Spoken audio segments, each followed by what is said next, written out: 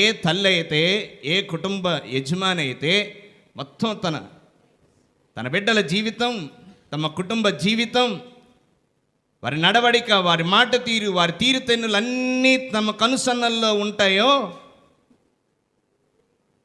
వాడు సరిదిద్దుకుంటుంటాడు.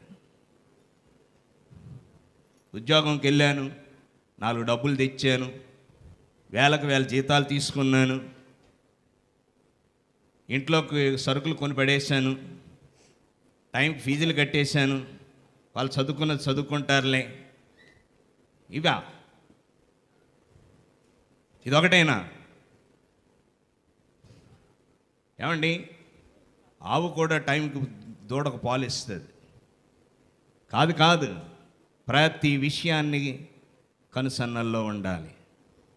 బిడ్డల మాట తీరు, బిడ్డల ప్రవర్తన,